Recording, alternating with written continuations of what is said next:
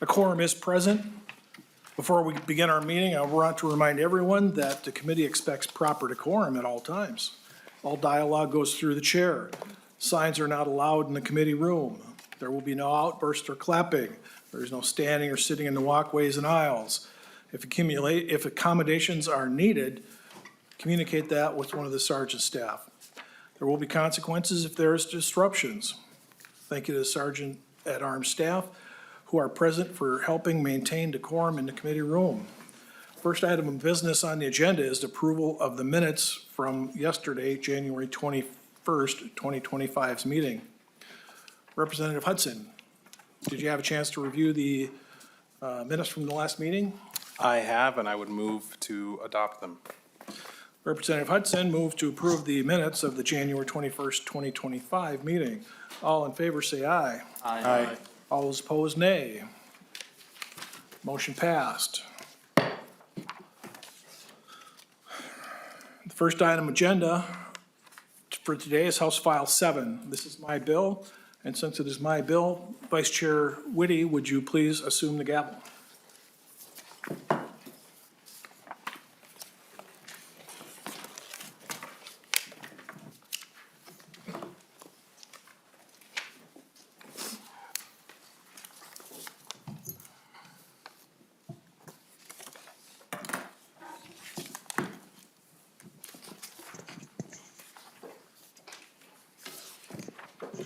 Thank you. Chair Novotny, do you want to move the House File 7 is recommended to pass and be referred to Ways and Means Committee? That is my motion. Chair Novotny, please begin your testimony. Thank you, Vice Chair Whitty. House File 7 represents the priorities of the House Republican caucus in the public safety area. The bill's themes are helping law enforcement make our communities feel safer from criminals, keeping violent and dangerous offenders off the street, and holding the criminal justice system accountable. There are 12 different provisions that comprise this bill that come from bills that Republican members have authored. Many of them have been authored in previous biennia, but the House DFL majority has not given them a hearing. Law enforcement has requested most or several of these provisions. Several sections have been in response to heart-wrenching stories that we continually hear of violent criminals who are out on the street reoffending. Finally, there are some provisions of this bill that have come from the frustrations of the public when it has to deal with the changes coming from charging and sentencing practices by the criminal justice agencies. There have been dramatic increases in carjackings and stolen motor vehicles in the last 5 years. Many of these crimes are committed by juveniles, some as young as 12. They use these stolen cars to commit more crimes and often bait police into chasing them, knowing they won't be prosecuted. There are a handful of provisions in the bill that law enforcement has requested to get a better handle on these crimes. They include an increased penalty for fleeing in a reckless manner, excessive speed, running stoplights, running stop signs, putting the public at a greater risk of serious injury or loss of life, making it a crime to be in a stolen vehicle. Under current law enforcement can only arrest a driver, but they know that everyone else in the car is aware the car was stolen. And the passengers usually played an active role in stealing the car to start with. Authorizing law enforcement to place tracking devices on fleeing vehicles. This law was enacted 2 years ago to allow law enforcement agencies to put tracking devices on a reported stolen vehicle. That law also needs to be amended to allow the placement of the tracking device on a vehicle when it is occupied as well. This bill does that. There are other public safety concerns that law enforcement and the public have brought to us in the past few years. This bill seeks to address those concerns.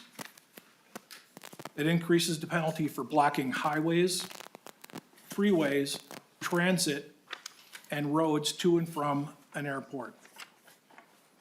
These are dangerous practices for the people involved as well as for emergency vehicles that may not be able to get to a fire or a hospital with a person that is in a life-threatening situation.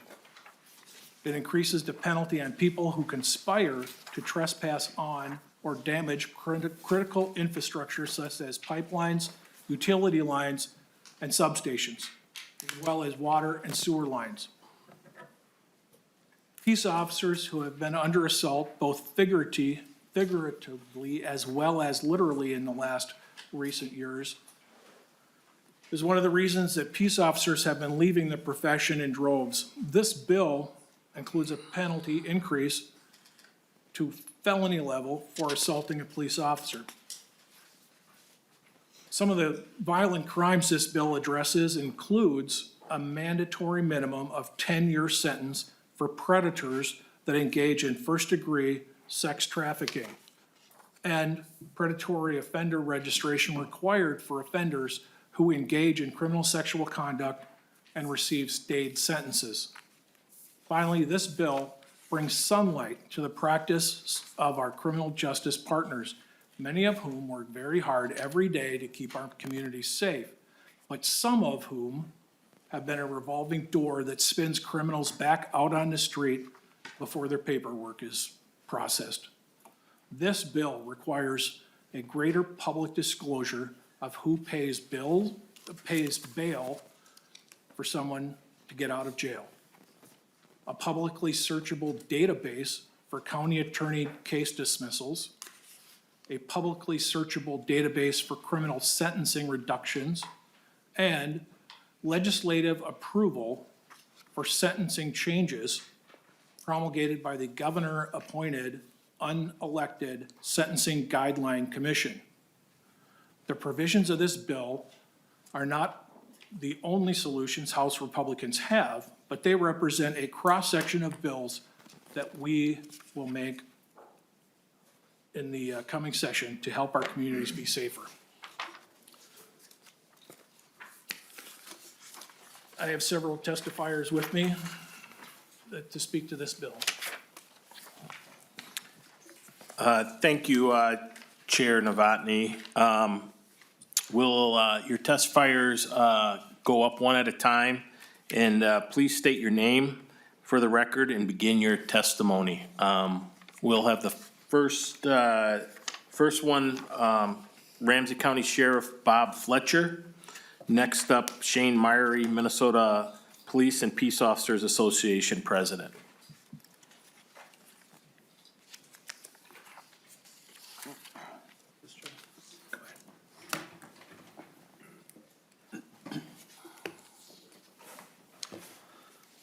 Mr. Chair, members, my name is Bob Fletcher, Ramsey County Sheriff. Thank you for having me, Representative Novotny. You ready? Go ahead, sir. First of all, thank you for everything you've done, and for those of you that I've worked with here over the years, appreciate your efforts. And we've been here many years, and sometimes more successful than others. Of course, we stand here in support of the entire House File number 7, but there are some pieces to this bill that we worked on 2 years ago that didn't make it through conference committee when things, of course, didn't resolve. So I want to speak about 4 of those, if you don't mind, and then I have one other little item at the end that I want you to think about. Aggravated fleeing. We've had amazing success in our county at curtailing auto thefts and carjackings. The statistics are such that we're decreased them by 90%, and 90% in the carjackings, and the auto thefts by probably 75%. Some of our CAT team members are here in the audience. You see Deputy Kill, Deputy Siegelstrom, and over here, Deputy Sparks and Sparks. We've had amazing success. They do an amazing job. But we would not have been able to reduce crime without pursuing suspects.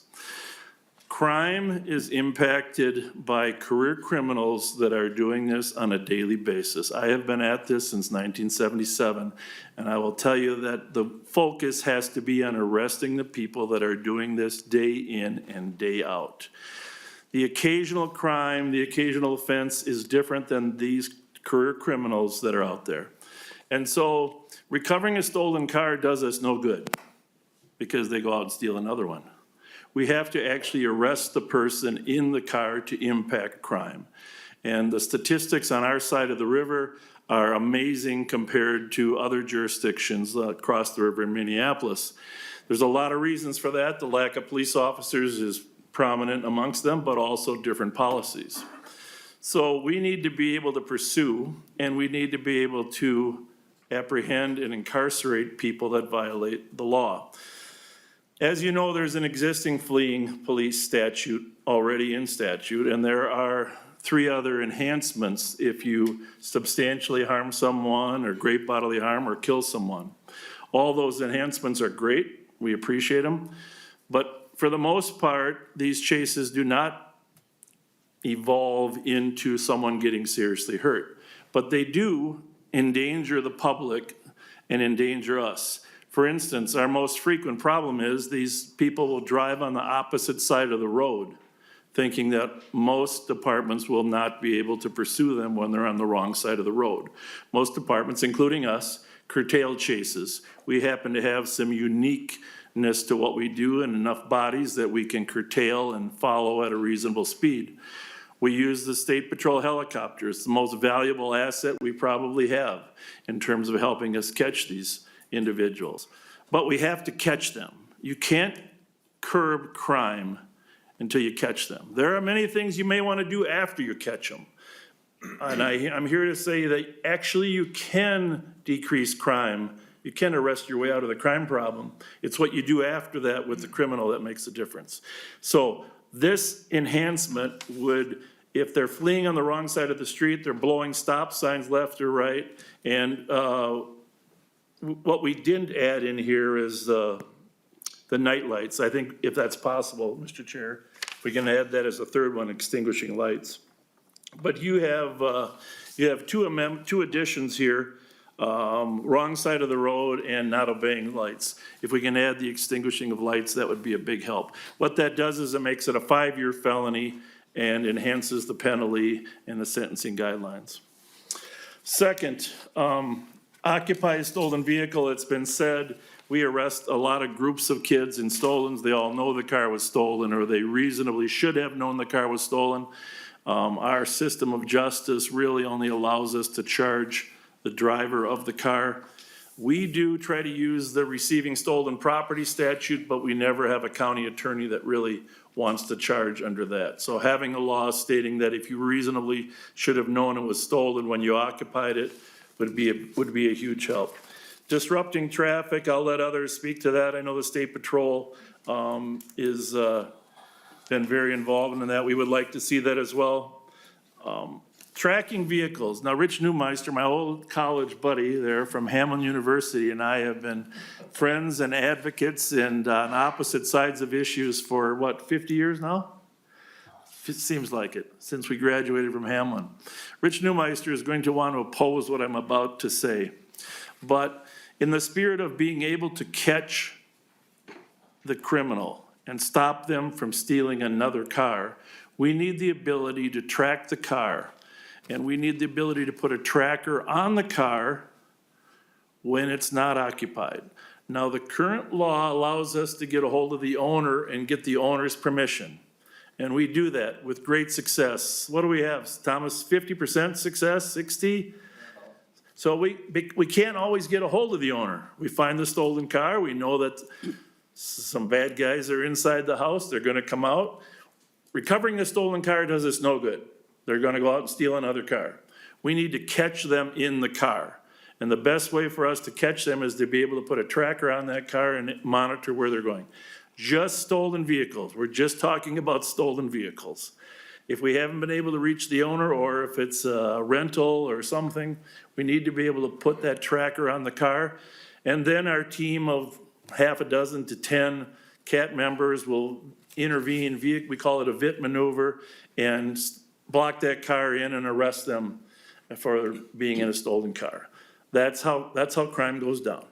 So this statute eliminates that one line that Rich Neumeister was successful in inserting in conference committee 2 years ago, where it says, it says, where it says is occupied, okay?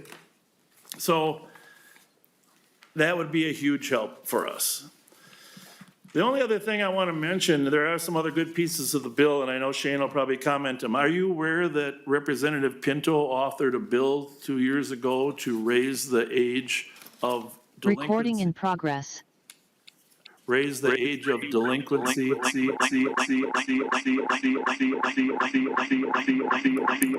Dave must be listening. So there's a statute that has been passed and is taking effect next year that raises the age of delinquency from 10 to 13. What this means is we will no longer be able to arrest 11 and 12-year-olds who are driving stolen cars. And we can use the children in need of protection, but that's a much more complex process. And it's no secret, you've heard Chief O'Hara and others talk about how young these offenders are getting. That bill didn't get any discussion. Somehow it was slammed through in the late hours or last minute. I would encourage you to take a look at that and see if you can, A, extend the timeline on that, or B, phase the years in. Instead of going 10 to 13 in June of next year, 10 to 11 one year, maybe 11 to 12. See how this is working before we're ready to say, cops, you can't arrest anybody. Because you couple that with Mary Moriarty's posture on who can be arrested, and you couple that with the consent decree that Minneapolis is now under, you're going to find that cops are not going to have the tools to arrest 12 and 13-year-old offenders. It's just, we're gonna lose some of the tools. And sometimes they're extremely poorly behaved. So thank you for your time. I don't know, want to get me out of here? Questions? Hey, we'll do questions at the end, and we have a bill for that. Hey, one more thing though, I'm gonna pass this around though, just before I go. This is a copy of the Minnesota statutes regarding disorderly conduct, unlawful assembly, and obstructing a legal process. And in case you need us, we're available. We do these arrests on a regular basis, based on what I saw yesterday.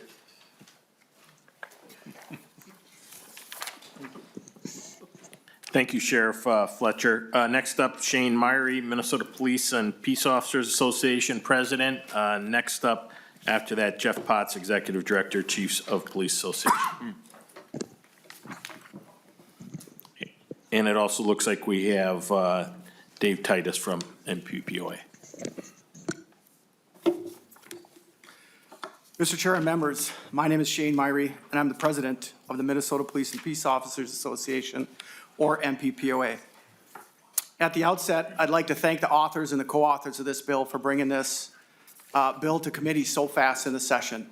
To the men and women, to the law enforcement officers in the state of Minnesota, it means a lot, and it's important to know that our elected officials put public safety up towards the top of the issues that they're going to work on during this legislative session. And thank you for the opportunity to be here today to testify on House File 7. At MPPOA, we represent the rank and file peace officers and public safety professionals from across the state of Minnesota. There are several provisions in House File 7 that our members support. First, with the proposed language at Section 8, updating the statute concerning fourth-degree assault on a peace officer.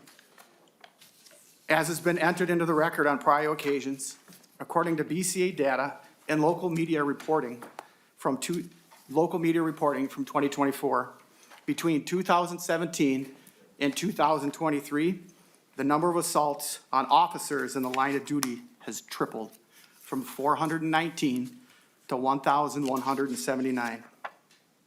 This, of course, is of great concern to our members and their families. And as I said at the outset, we appreciate our elected officials engaging on this issue. In looking at the bill as drafted, I would also consider the option of adding an aggravated sentence if an individual has a prior felony conviction for fourth-degree assault involving demonstrable bodily harm or intentionally throwing or transferring bodily fluids on an officer. Additionally, In addition to assaults on peace officers, I know our public safety partners in the corrections field are also dealing with being assaulted in the line of duty. The 87 sheriff's office across the state of Minnesota, the 87 counties, we have detention deputies that work side by side with our licensed peace officers, and counties have individual community corrections officers that work side by side with our licensed peace officers. So I would also consider the option of looking at the 4th degree assault against the corrections officer statute with the same aggravating language if there is a prior felony conviction for 4th degree assault on a corrections officer. Second, with regard to the proposed language at section 10 concerning fleeing in a motor vehicle, as the sheriff mentioned, our members, the rank and file, have encountered numerous times on Minnesota roads the unsafe behavior by fleeing suspects. It's created a public safety crisis on our roadway. Fleeing suspects create dangerous and sometimes deadly consequences for themselves, innocent civilians, and law enforcement. As the sheriff mentioned, the current fleeing peace officer statute has a 3-year cap for simple flee, and then on the other side of the statute, it has a tiered approach for death, gross bodily harm, or substantial bodily harm. So there's a gap between those two sides of the statute, or between the two extremes. Our membership believes that adding language to cover actions that go beyond simple flee, but do not result in death, gross bodily harm, or substantial bodily harm is a good public policy decision. This would address fleeing such situations where fleeing vehicles leave the roadway and drive on sidewalks or end up driving the wrong way on a roadway against or into oncoming traffic. Third, with regard to the proposed language at section 11, creating a new criminal provision for illegal presence in a stolen motor vehicle, again, as the sheriff mentioned, our members are currently dealing with stolen vehicles in joyriding every day. Oftentimes, these stolen vehicles are occupied by more than one individual. In talking with individuals that are our members that focus on auto theft, they also indicate that sometimes we've been able to get people charged with tampering for being in a stolen motor vehicle as well. The difference in why this statute, in the way of handling it in House File 7, is beneficial is it again has a tiered approach. The tampering statute is just a straight misdemeanor. The way this statute is written in House File 7, there's a misdemeanor for a first offense, and then if you're convicted and you do it again, it becomes a gross misdemeanor.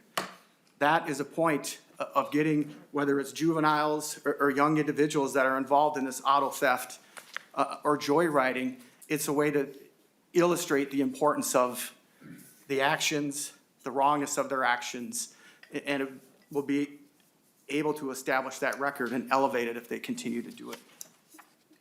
And fourth, with the regard language, the proposed language to removing the requirement that a reported stolen vehicle be occupied prior to law enforcement being able to apply a mobile tracking device on a stolen vehicle. Our members support this change for 3 reasons: safety, safety, and safety. If we're able to slap a tracker or apply a tracker to an unoccupied vehicle, we can conduct surveillance on that vehicle. We can watch people exit the house, get into the vehicle. We can have descriptions of individuals. We'll know where they're sitting in the car. We'll know if they'll have bags or anything with them. And then we can conduct follow-up surveillance on that vehicle. And then, most importantly, law enforcement will be able to conduct a traffic stop and a subsequent arrest operation at a time, place, and manner that is designated by law enforcement. This will also take into account the safety of the vehicle occupants, innocent civilians, and law enforcement personnel conducting the operation. Mr. Chair and members, thank you for your time this afternoon. Thank you. Yes, sir. Next up, Jeff Potts, Executive Director, Chiefs of Police Association. And then after that, Tad Farrell, Mayor of Floodwood via Zoom. Mr. Chair, thank you for the invitation to be here today. Members of the committee, my name is Jeff Potts. I serve as the Executive Director for the Minnesota Chiefs of Police Association. We represent roughly 310 police chiefs across the state. The vast majority of our members, 70% are from agencies 20 officers or smaller, and so that gives you a little bit of an idea what the demographics are of the police agencies. And so obviously we represent the larger agencies too, but the vast majority come from small and rural departments. We appreciate the bill that was written here. We've had a chance to look through it. I'd like to speak specifically to 7 of the provisions in this bill that directly align with the Minnesota Chiefs of Police Association's legislative agenda for 2025. I'll start on page 5, subdivision, or section 3, subdivision 6A. This one and the next item that I'd like to talk about kind of relate to judicial and prosecutorial transparency. For a few years, our association has been before committees here in the legislature advocating for more transparency. We have seen some decisions, some charging decisions that are quite frustrating to our members and to communities, frankly, and have been advocating for more transparency. And I want to be clear, when we say prosecutorial transparency, judicial transparency, we aren't suggesting in any way, shape, or form that we want to curb or curtail the discretion that prosecutors have. We feel, though, there should be more transparency in the decisions and the programs that they offer that lead them to making their decisions. And what I see on page 5 related to judicial, essentially judicial transparency, and page 7, report on dismissals with agreement of the prosecutor, that's page 7, subdivision 16, that those both directly align with our legislative agenda items on those 2 areas. The next one is on page 8. As mentioned by the previous 2 testifiers, assaults on police officers have increased. And for those who weren't here yesterday, our association testifier, Chief Brady Jewell, mentioned this, but in 2023, which is the last year that we have a BCA crime report, there were 2,006 assaults on police officers. Compared to 2019, which we oftentimes use 2019 as kind of a benchmark for what we have seen in terms of crime increases, there were 467. And so more than double, close to actually 60-some percent, 61%, I think, increase. And so we think that what is outlined here in section 8 will help address assaults on police officers. Next, on page 9, fleeing police officer cases have also increased. To give you some scope on the numbers, 2023, there were 2,262 fleeing cases. That has actually been pretty steady for the past several years. And so we think a bill that increases the penalty will help address. Now, agencies have begun to have different metrics and how they decide or determine whether or not they stay involved in those. Are constantly evaluating the risk and reward. And you have seen, and we have seen, in fact, the sheriff alluded to this, that agencies are more careful in terms of how many vehicles they pursue and the factors that they consider. But we do believe that penalties like this, that stiffen the penalties for those who decide to flee, will help increase and turn that curve back downward. And so we very much support that. The next one, subdivision 2A, which is on page 10, the illegal presence in a stolen vehicle. Again, I want to remind you from the statistics that we reported yesterday, in 2023, there were 15,612 vehicles stolen here in Minnesota. That's a slight decrease from 2022. We haven't seen the numbers from 2024 yet. They'll come out later this year. But that is a considerable increase from 2019 when there were about 11,000 vehicles stolen.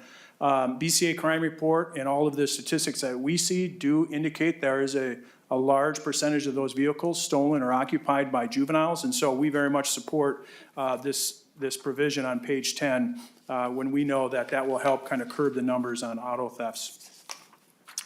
The next provision is on page 13, which is the exception, the vehicle tracking device exception for fleeing vehicles.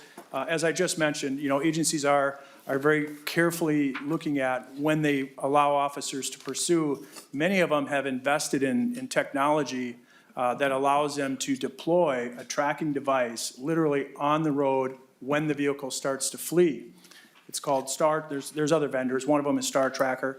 But that technology has been essentially rendered useless in a recent interpretation of the current tracking bill.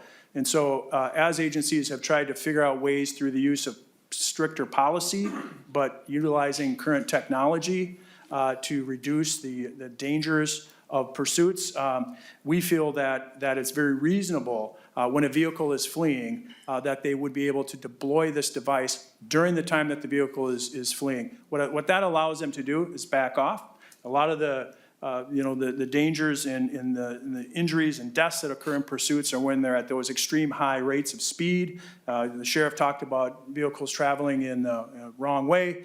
If you have this technology and you're able to deploy it, we know that in many cases, the speeds are gonna almost instantaneously slow back down. The officers are gonna have a way to track it and very quickly go be able to find the vehicle, hopefully find the folks that are associated with or were in that vehicle. But we do believe that the ability to use this type of technology and track that vehicle will allow those pursuits that do continue to be much safer.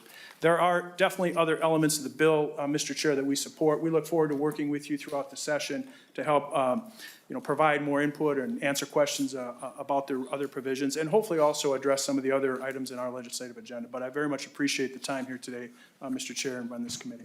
Thank you. Thank you, Chief Potts. We're having a little internet issue. I'm gonna go to David Zimmer, Public Safety Policy Fellow at the Center of the American Experiment.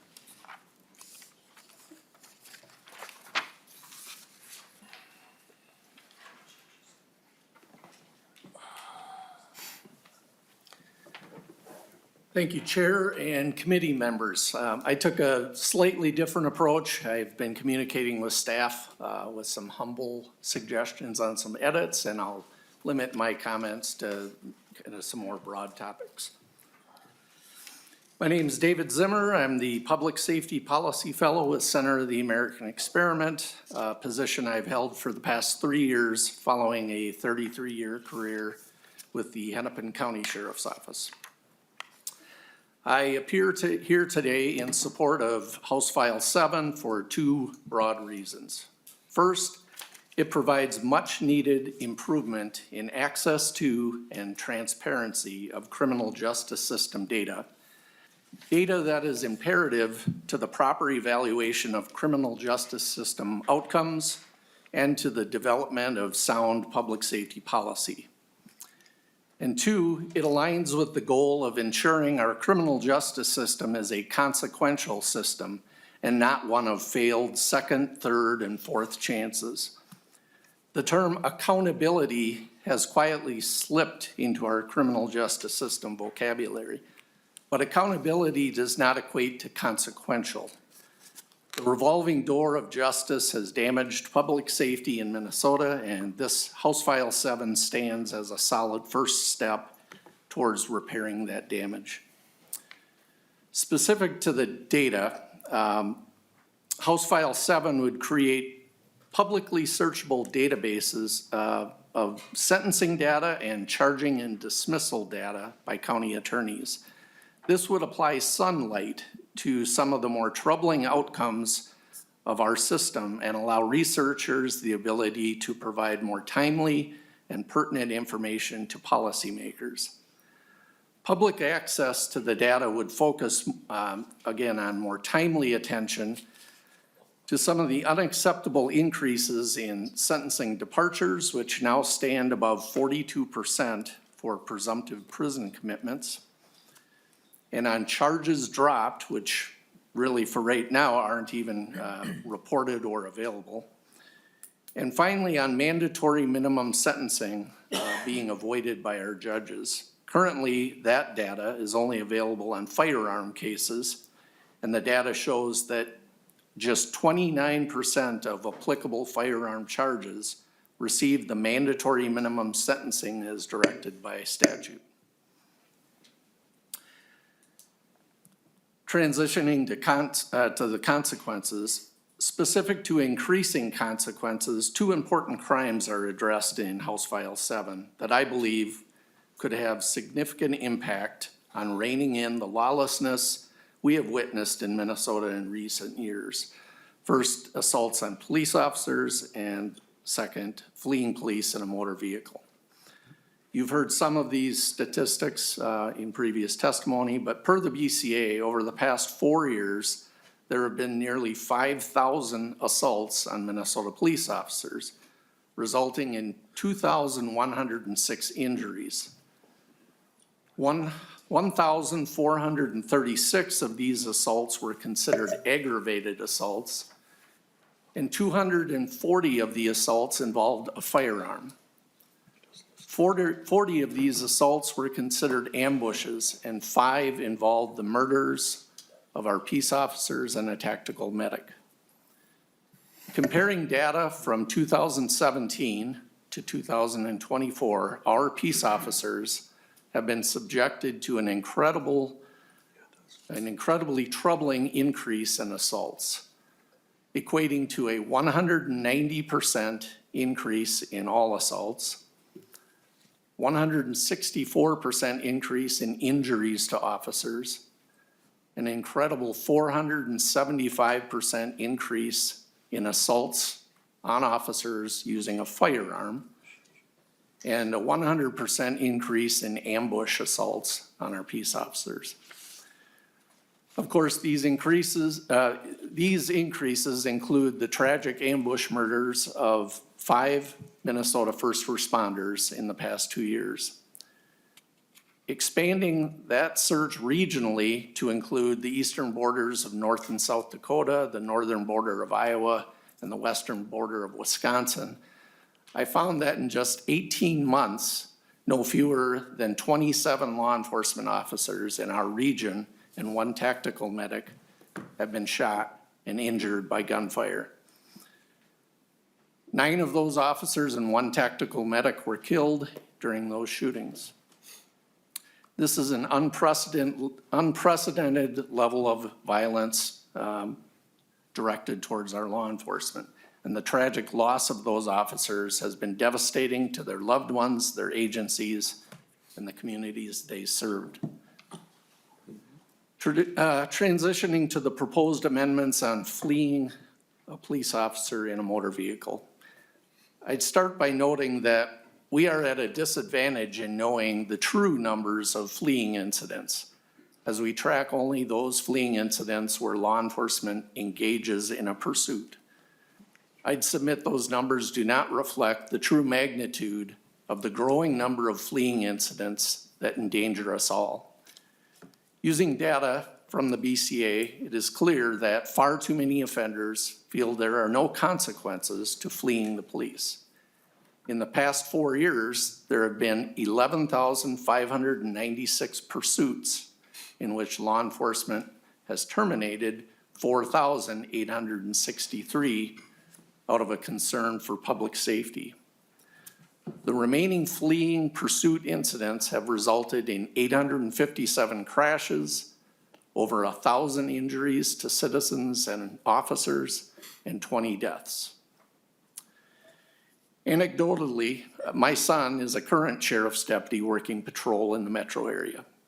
He has personally shared with me stories of pursuing and arresting young teens in stolen vehicles, only to have them casually fall asleep in the backseat of his squad, completely unconcerned with having been arrested or the possibility of facing any real consequences. In Minneapolis and in other metro areas, it is now becoming common for young teens and stolen vehicles to initiate chases and then to ram pursuing police cars. It has literally become a dystopian sport. I'll note that in my research of these cases, the flee charge is often the first to get tossed in a plea agreement, though once again, we lack solid data on that situation. In summary, the current lack of consequences for these crimes serves to desensitize society to lawlessness and disorder. Efforts such as House File 7, which attempt to strengthen consequences, are much needed and have my full-throated support. Thank you. Thank you. We're still having some technical difficulties. I'm going to call Mr. Newmeister up to testify. You have 1 minute for testimony.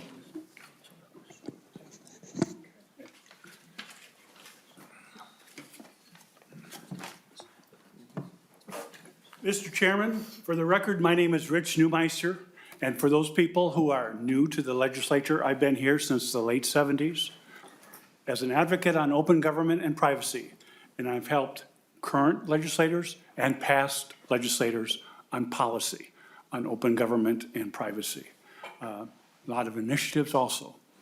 This bill addresses legislation that was done in 2022 with Senator Mark Johnson as the chief author, and I forget who was the chief author in the House at that time. So it was a bipartisan kind of agreement that happened here.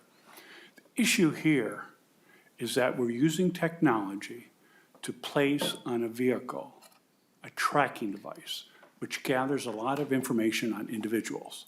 This was a compromise that was worked out. And I say that compromise should continue.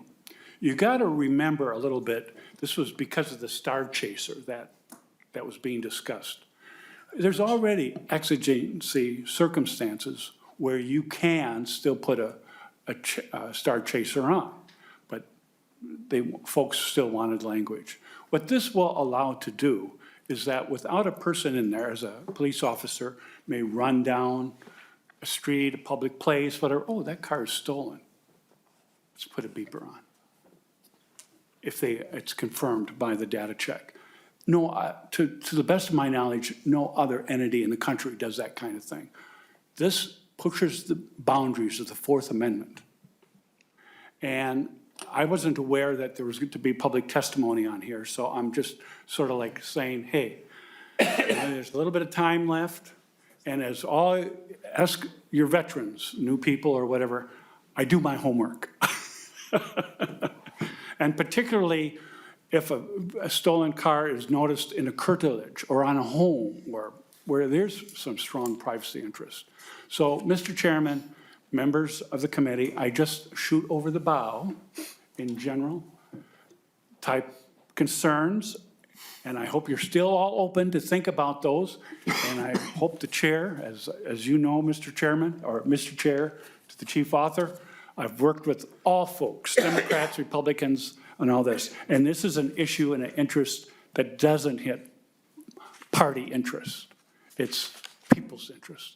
So, Mr. Chairman, members of the committee, I just wanted to do that little shoot over the bow, let you know, and I'll be digging more into it as the bill progresses. Thank you very much, Mr. Chairman. Thank you, Mr. Newmeister. During the testimony, we heard about the need for penalty increase for tampering with a motor vehicle. We do have a bill carried by Representative Rapinski that will be coming forward on that. So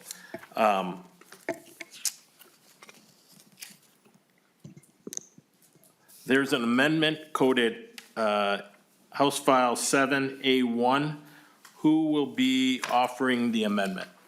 That would be me, Mr. Chair.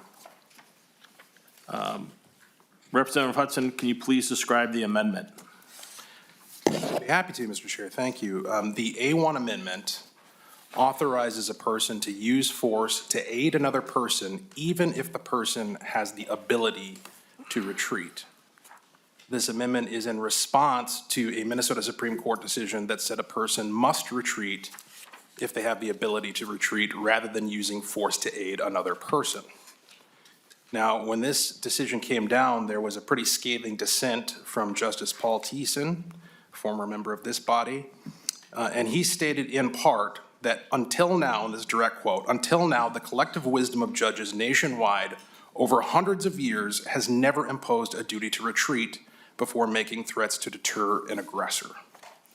And if you read the entirety of his dissent, which I reviewed this afternoon, one of the things that he points out is that this is not saying that any time that this is no longer a factor, whether or not there was an ability to retreat can't be taken into consideration when you're determining whether or not somebody acted improperly.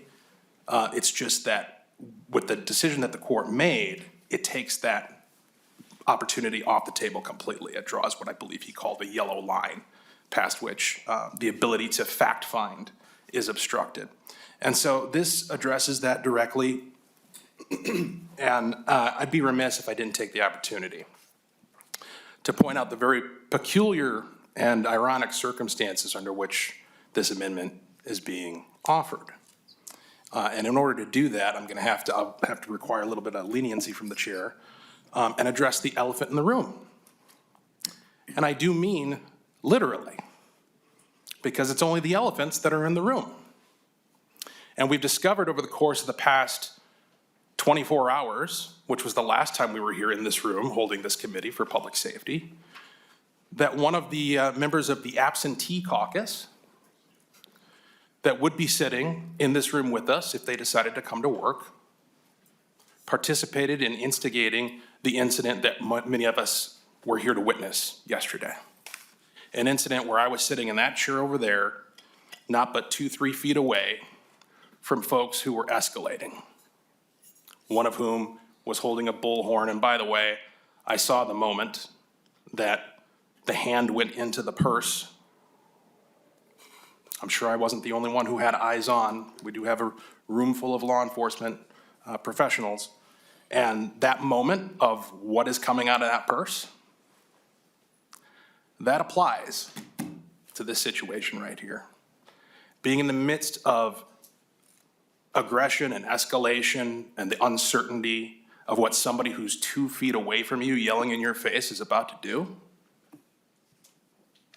that is directly applicable to what we're talking about here. Ultimately, the way that situation was resolved, which resulted in the total failure of the assailants themselves and their stated objectives of provoking a violent confrontation and or halting us from being able to conduct our business, is we all had to leave. We had to clear the room. We had to retreat in order for law enforcement to be able to do their job and clear the room and get us back into business, which we did, and we completed our business. So, this is something that should be adopted. I don't anticipate there's going to be a whole lot of resistance to adopting it, given the crowd that we have here with us today. But I just, once again, want to emphasize the irony of the fact that this very circumstance took place here yesterday, and that it was instigated by somebody who should be in this room. Thank you, Mr. Chair. Thank you, Representative Hudson. Chair Novotny, do you support this amendment? I would consider this a friendly amendment, and I would ask for a green vote. Any discussion on the amendment, members? Seeing none, all in favor say aye. Aye. All opposed say nay. The motion carries and the amendment is adopted. Are there any questions for the bill author or any of the testifiers? Representative Ingen. Thank you, Mr. Chair. Sheriff Fletcher, if you have a moment there. Thank you.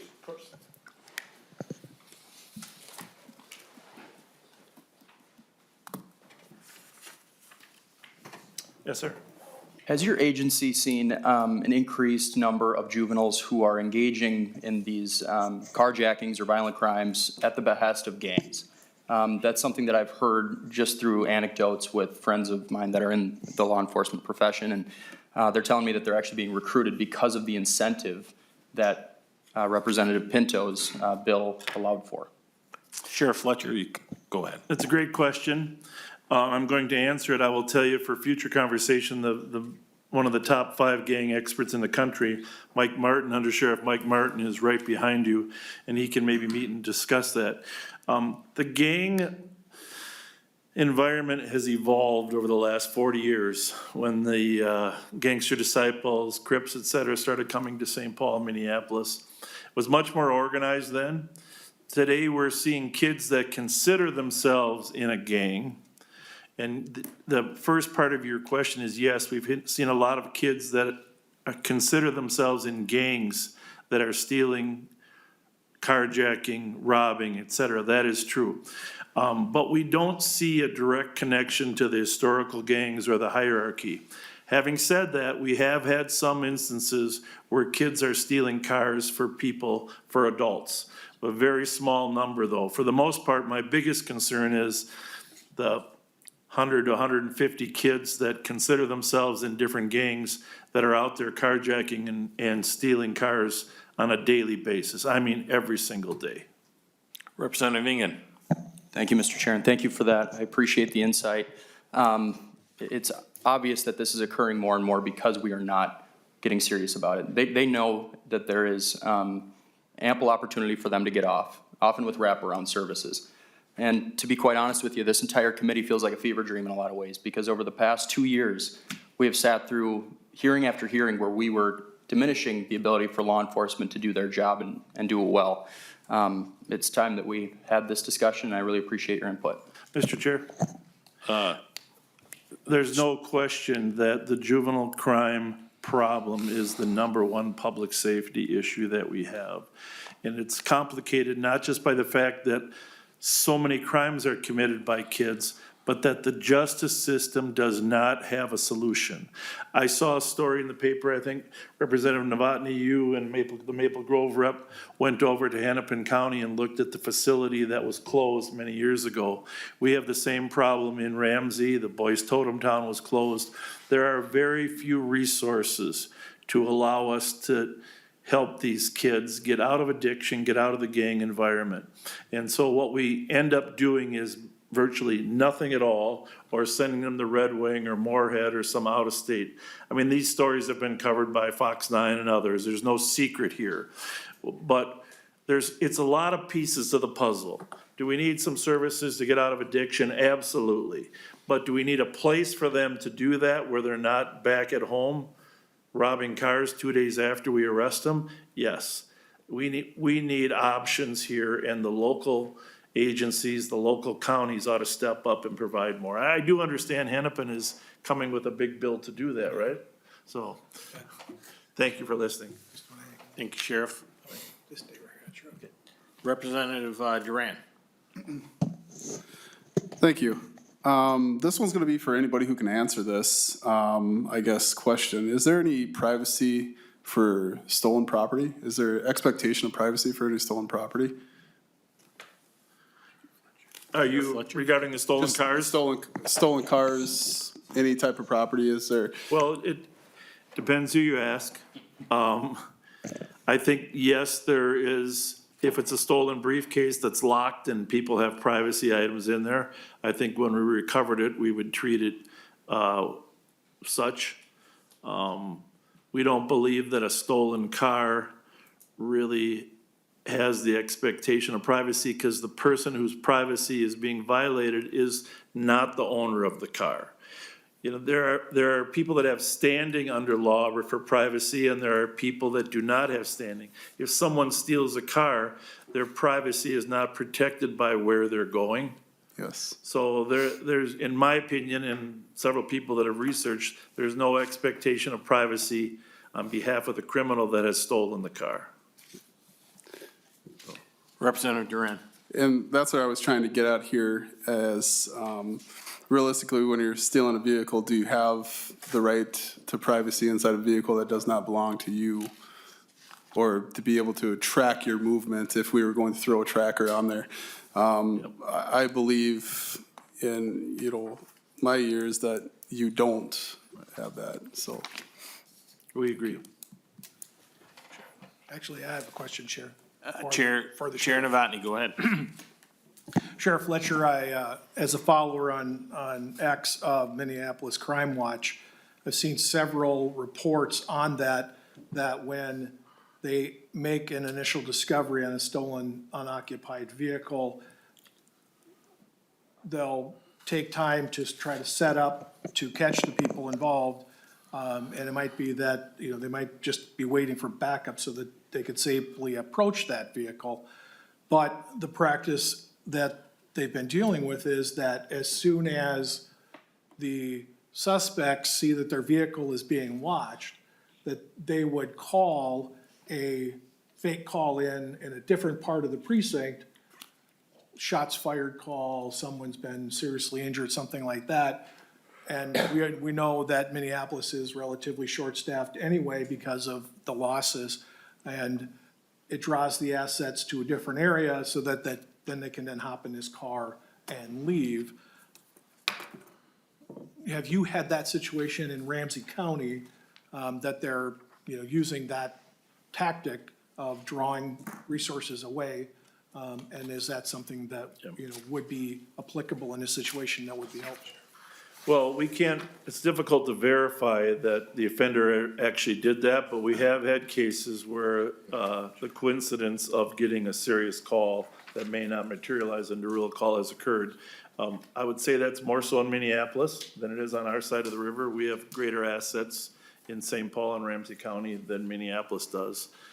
So we wouldn't get called away as easily on our side. And our team focuses just on carjacked cars and stolen, so they would probably let someone else handle that distraction. But yes, we have had cases where we believe criminals have used distraction to try to get us away. In fact, it's happened while we're actually chasing them, that someone will call in and say there's a shooting over here, and turns out that case didn't exist, but people would have to stop pursuing, crazy as that is. Chair Novotny? Thank you, that's all I have. Representative Duran, you have a question? Yes, the follow-up of that, because I believe that we're going to have some issues with the tracking statute. You're not tracking the people inside the car, you're tracking the vehicle that would be stolen, right? So just to clarify that. Sheriff Fletcher? Correct, but I don't want to shy away from the fact that the only way you reduce crime is by arresting the criminals. And so we're tracking the car, the stolen car, for the purpose of arresting the person that stole it or is driving it. Representative Duran? But you would have no idea who's driving that vehicle, right? So, because this would be a problem, with the issues. We don't know who's driving these vehicles. That's why we need to stop them. That's why we need to be able to use the resources we have around us to be able to maybe gather more information about the crime, but we don't know who's inside that vehicle at the time. That's correct. It's not tracking of a named or identified individual. It's tracking of a stolen piece of equipment. And we've had this conversation the last couple of years since Neumeister mentioned in '22. The big concern seems to be, well, what if the owner recovers it? The statute's very clear already that we have to remove it once it's recovered, and we have to remove the tracker within 24 hours. Either way, the other part of the statute says we only get 24 hours to track it unless we're successful at getting a hold of the owner. Then we will track it longer. So this is a very short window. When we find a stolen, we can't get a hold of the owner, we track it temporarily until we're able to do that. And the 24-hour window would allow us to get a hold of them. Representative Duran? Thanks for Sheriff Fletcher for the comments there clarifying that piece, so I appreciate that. Thank you, Chair. Representative Steer? Can I call Jeff Potts, Executive Director, up quick? I just want to get the other side of this. I understand that Mary Moriarty, Hennepin County Attorney, had put out a different opinion, so I just want that to be out in public, that this is the opinion, and so we have the other side. And I think Executive Director Potts can cover that. Executive Director Potts. Yeah, sure, Mr. Chair.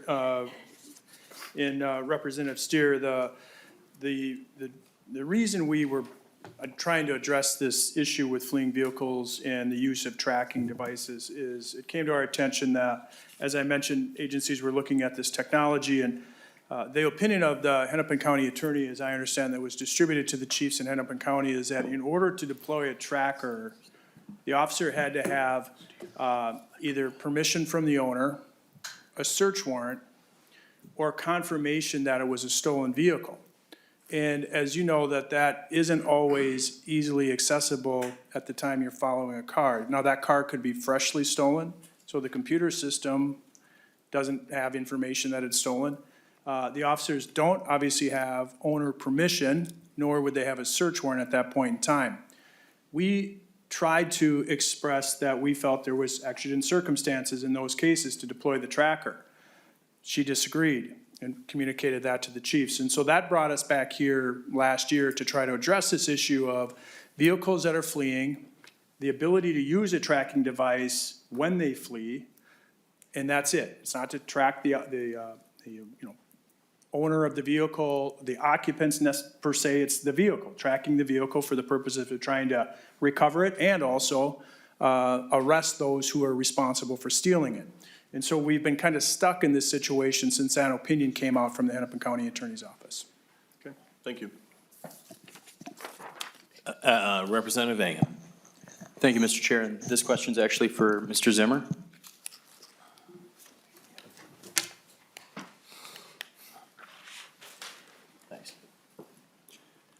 I'll ask my question here as you walk up. So you mentioned that the BCA is tracking only incidents in which there's a pursuit of a fleeing vehicle. Would there be any benefit, not only to public data and public transparency, but for rank and file, the folks that are doing these pursuits, to know how many incidents occurred in general? We could potentially look at tracking that data. Mr. Zimmer? You know, it's a good question. I would hate to add just another burden onto police officers. I would leave that up to the profession to weigh in on that.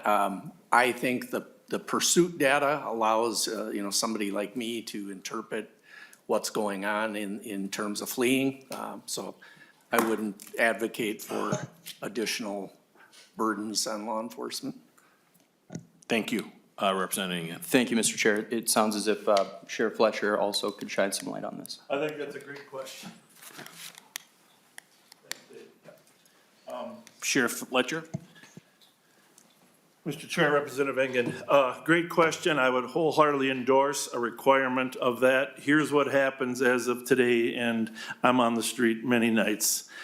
The St. Paul Police Department has a policy of no pursuit unless it's a recent offense involving a gun, a shooting, et cetera. And recent has to be within the last 8 hours, because they will not authorize their officers to pursue cars. So what happens every day, multiple times, they find a car, it might be stolen, it might not be stolen. They find a car that they want to stop on traffic, they light it up, and it takes off. It's honestly, amongst our CAT unit, it's a department joke, because it takes off, and guess what? They do not pursue, which is fine, pursuant to their policy. No one has a record of that as a pursuit, because it's a flee, but not a pursuit. And as such, it's not recorded. We have tried to get our communication center to code those differently, so it's not an investigative traffic stop that didn't stop, but rather a flee. But as of yet, there's no good record of people that flee when they're not pursued, and it is a majority of them. Representative Steer. Sheriff Fletcher, you're a highly decorated sheriff. You're well-known across the state. So in your opinion, why are agencies not pursuing vehicles? Sheriff Fletcher. Mr. Chair, Representative, I think they're afraid of the liability of being involved in some accident. And let me say, we terminate majority of our pursuits as well. Training, teamwork, tactics, all of our cars are unmarked. We have lots of trackers, we have stop sticks, we have every tool that's available. A lot of other departments do not. We've had 5 years of experience without any major incident involving our squad cars, but people do crash. It does happen. Of the hundreds and hundreds of chases we've had, sometimes the bad guy crashes. And the question for most policymakers is the risk worth the gain? And we've made the decision in Ramsey County that the gain is worth the minor risk. We mitigate that risk with highly intensified training, and we have some of the best at it. And so, you have to make a commitment to train your people properly if you want to open this door, but some don't have the assets to do that. Yeah, and would you agree for the most part that anything that happens in a pursuit is usually the offender actions. So we're not chasing people that aren't fleeing.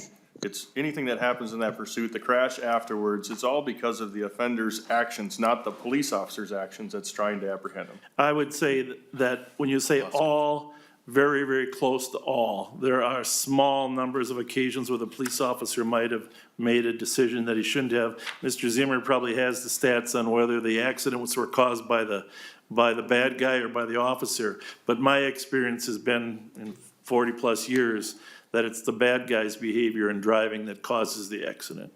Representative Steer? Thank you for that, and thank you for your service, I appreciate it. Thank you. I do have a question. So my question is, a lot of times when you make these, the pursuits, it might be for a stolen vehicle or whatever reason they decide to leave. I think just last week, we had one where, going to make a traffic stop and the guy fired a rifle at officers. A lot of these, if you don't prevent it, might, have further incidents down the road. So when you make these stops, you don't always know what you're encountering. Mr. Chair, very true. And I will tell you that in the majority of our stops, even when the cars are not stolen, there is a person in the car with a warrant, certainly no driver's license, and quite often gun or ammunition in those cars as well. And so, you know, Deputy Kill over here was fired at a year ago out the back of out the car. A guy leaned out with an automatic weapon or semi-automatic weapon and fired at him and struck him, not knowing for sure what was going on in that car. But yes, time and time again, there's other reasons that people flee, and they're not afraid any longer to shoot at us while they're fleeing. And let me just say this, if we don't stop them when we have the opportunity to, they will go on to hurt and injure other people in the meantime. Thank you. That's kind of what I was leading towards. We have to trust our leaders in the community to keep our community safe and provide the tools. So thank you to your team. Thank you to law enforcement. Are there any other questions from the committee?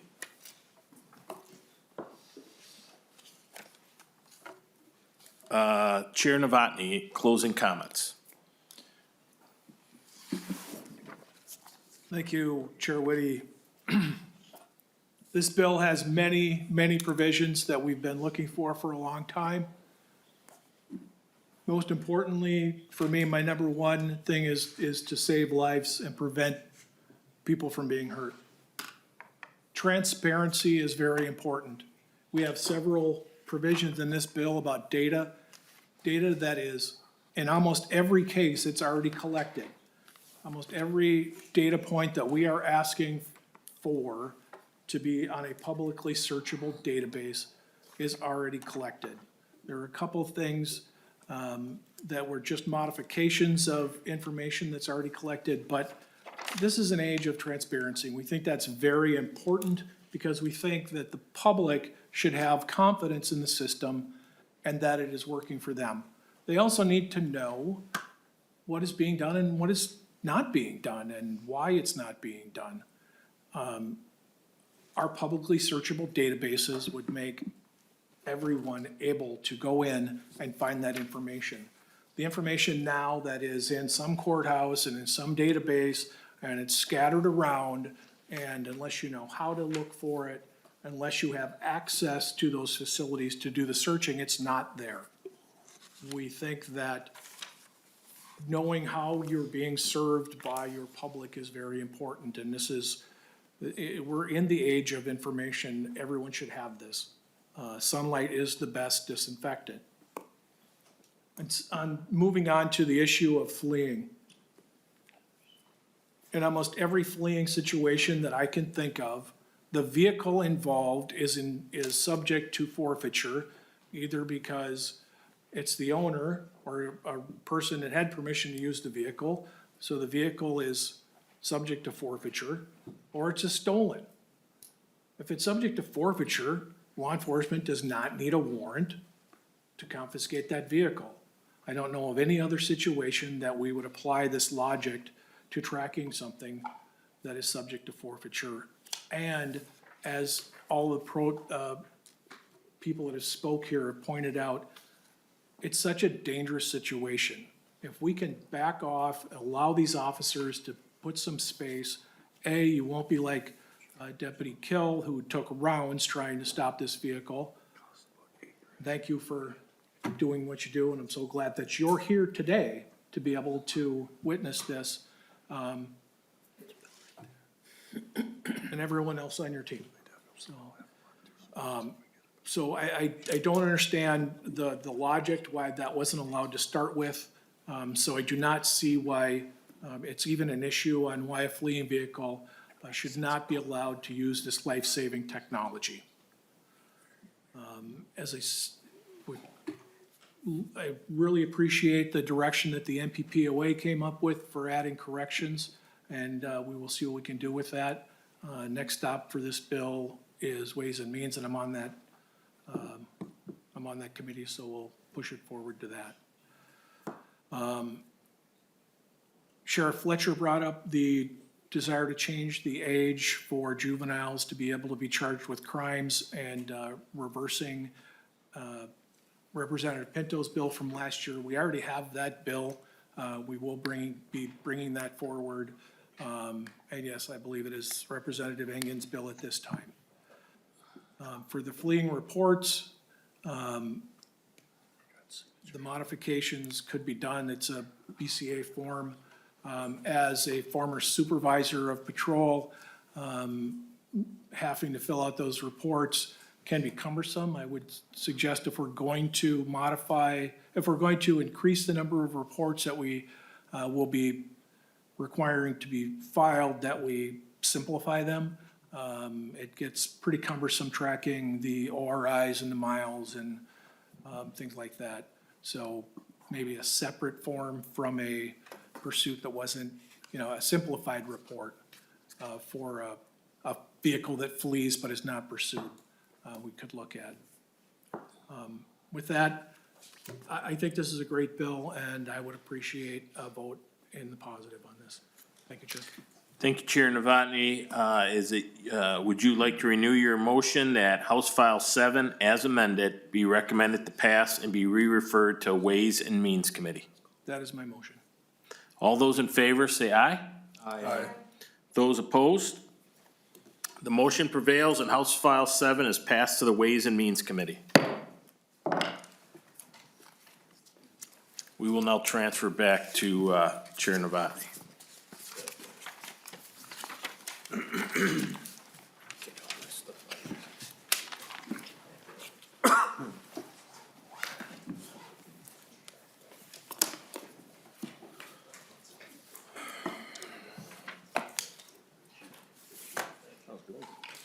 Thank you. Our final agenda item today is a presentation to the agencies, divisions, and current budgets of the agencies of the Public Safety Committee's jurisdiction. This was originally scheduled for yesterday, but due to time constraints created by the protest, they were not able to get to that.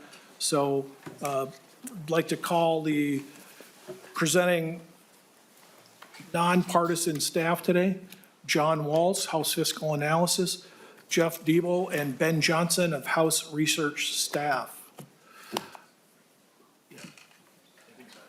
Are they all going up? One at a time? All right, go ahead with your presentation. Please state your name. Mr. Chair, John Walls, House Fiscal Staff. And I was just asked to run through the agencies and sort of their base budgets, but I don't see that it is coming up on the screen. I'm not quite sure what is the issue.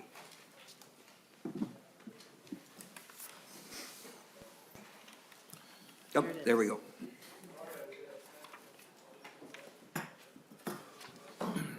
Now, Mr. Walls, if you could just bring that mic in a little towards you, or bring it directly at your face.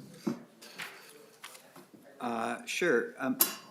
Mr. Chair and members, the agencies under the jurisdiction of the Public Safety Committee are the Corrections Department, Public Safety Department, Peace Officer Standards and Training, or the Post Board, Sentencing Guidelines Commission, Private Detective and Protective Agents Board, Ombudsman for Corrections, and the Clemency Review Commission. As you can see, the 24-25 budget, or the current biennium that we're in, for the general fund totaled $2.25 billion over the 2 years. And of that total, corrections is the largest agency, representing roughly 72% of overall general fund spending. Public safety is second, followed by the other smaller agencies. The Department of Corrections, being the largest one, oversees state prisons and supervises offenders on probation or supervised release. And of course, they do this in conjunction with the different county delivery systems. The Department of Corrections divisions are incarceration or pre-release services. This is the institutions or the state facilities. Then the next program is community supervision and post-release, and organizational and administrative services. That's their central office. And you can see the usage of general fund dollars. The Department of Public Safety divisions under the jurisdiction of this committee include Alcohol and Gambling Enforcement, Bureau of Criminal Apprehension, Emergency Communication Networks, the State Fire Marshal and Firefighter Training and Education Board, Homeland Security and Emergency Management, and the Office of Justice Programs. These are the programs that are under our jurisdiction because the Department of Public Safety is divided between two different committees in the House. And so the Transportation Policy and Finance Committee has transportation-related portions of public safety, which include state patrol, traffic safety, driver and vehicle services, pipeline safety, and their central office. One of those programs is alcohol and gambling enforcement. They regulate and enforce alcohol and gambling laws, and their biennial budget for a 2-year period is roughly around $8 million. They also receive $140,000 in lawful gambling regulation money from the Special Revenue Fund. The Bureau of Criminal Apprehension, or the BCA, collaborates with federal and local criminal justice agencies on prevention and investigation of crimes. Their 2024-25 budget was roughly $241 million. Emergency Communications Networks is another program within public safety. They oversee the statewide 911 program and the emergency dispatch systems. Their 2024-25 budget was $146.9 million. Most of this money, or all of this money, comes from the tax or the 911 fee that's imposed on cell phone service bills.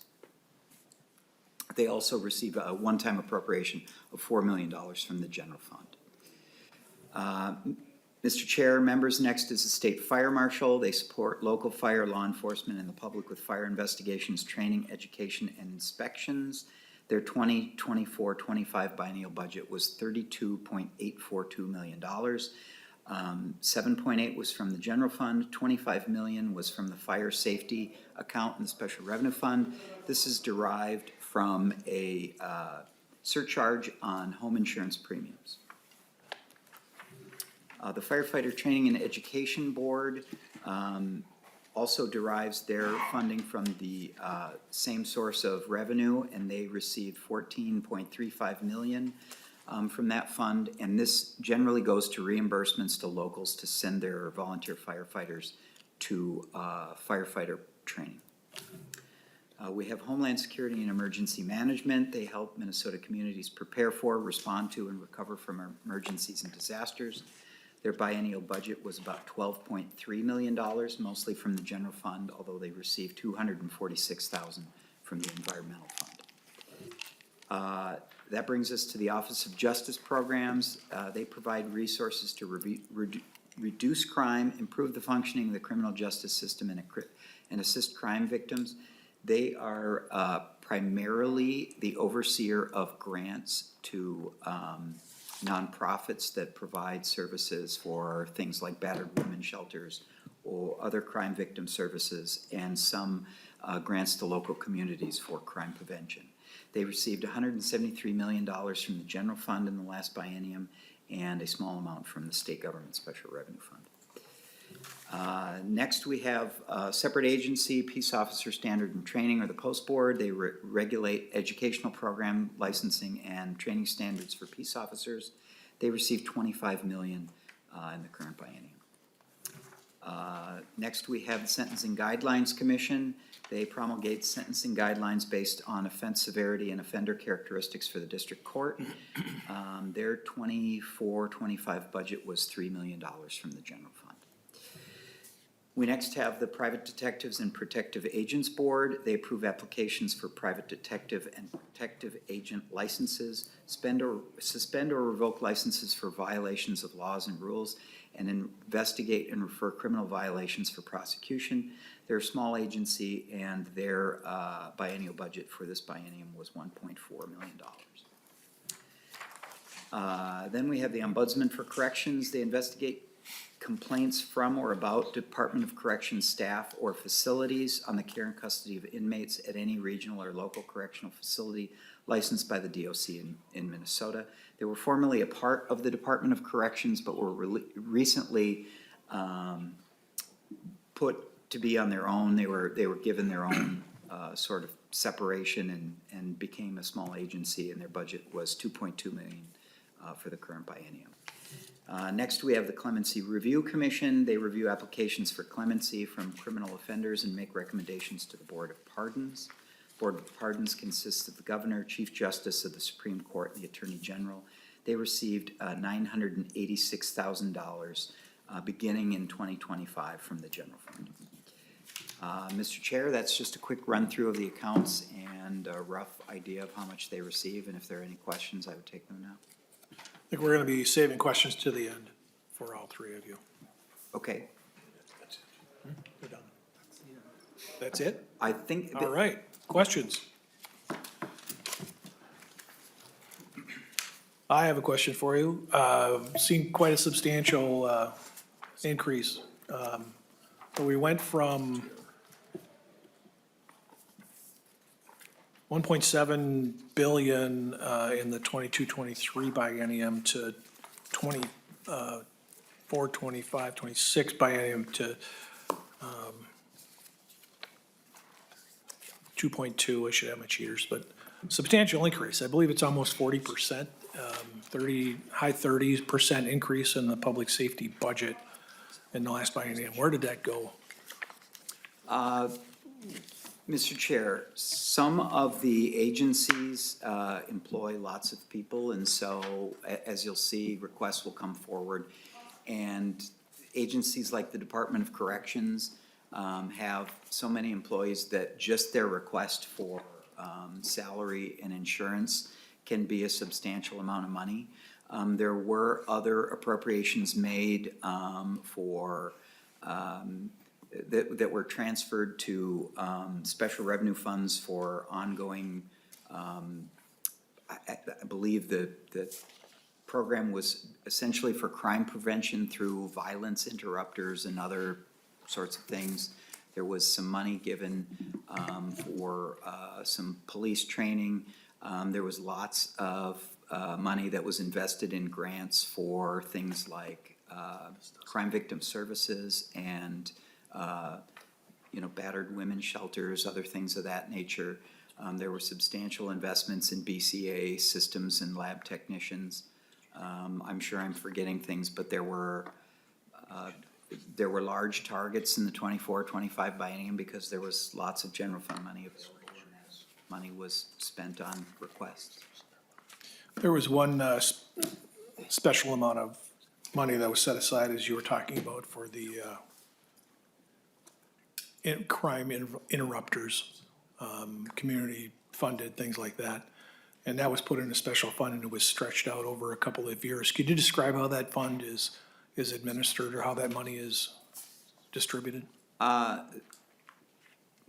Chair, off the top of my head, it escapes me what that account was called, but it's $70 million of one-time money was available, so that was put into an account in the Special Revenue Fund to be spent at $14 million a year for a 5-year period. The money flows through OJP, and OJP takes applications for proposals to spend that money in various ways that fit the criteria of the program. Mr.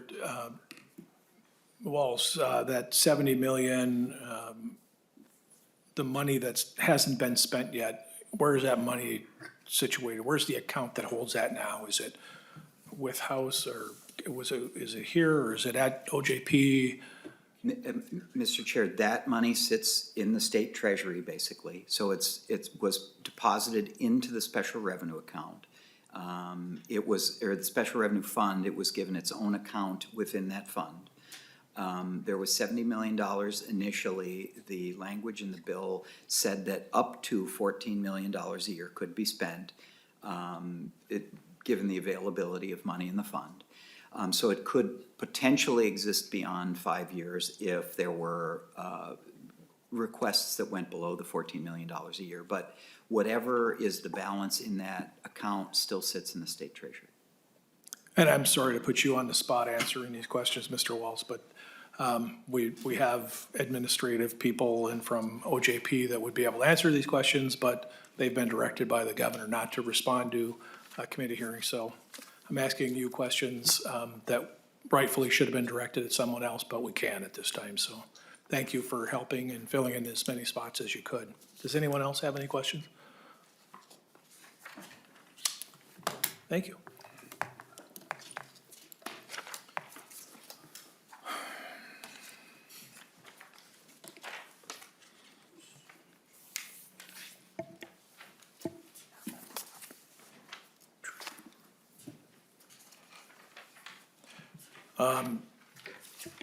Today's materials, we talked a lot about the budget history from the past 8 bienniums, and we have this here.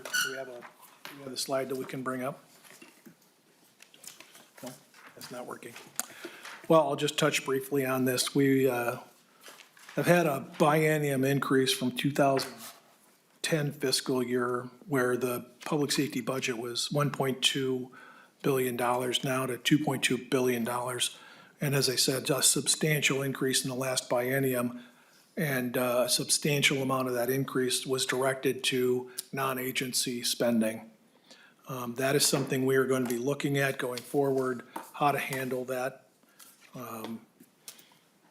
With the state facing a $5.3 billion shortfall in 2011, the legislator cut the fiscal year 2012-2013 budget from the base, and I believe it was about 2% that was cut, about 2% that was cut out of that base. In the 24-25 budget, the DFL trifecta enacted increases and appropriations to public safety agencies, and here's the number I was looking for before, 32.5%. That increase does not include all the special revenue funds in the DFL created. The overall budget increase in the public safety issue was 36%. Keep in mind that we have a substantial deficit projected in the future. We haven't had the final budget number estimates coming out yet, but we'll get that in about a month and a half. There will have to be cuts. The cuts right now are projected by the governor's office to come from the one training fund that the state in the past has put all the recommendations and extra training that they require on agencies. It's about $6 million that goes through the post board, about $6 million. And according to the governor's budget proposal, that is eliminated, putting all that training on the individual departments to cover, which would be roughly in $800 to $900 per officer per year. Public safety is the one thing that is mentioned in the Minnesota Constitution. It is the one thing the state is supposed to do, and it is one area that I feel should not be the first one to take a budget cut. We will fight for training. We will fight for departments not to take substantial cuts in their training money, and we will fight these unfunded mandates. Our next committee meeting will be on Tuesday, January 28th at 3 p.m. There being no further business before the committee, this meeting is now adjourned.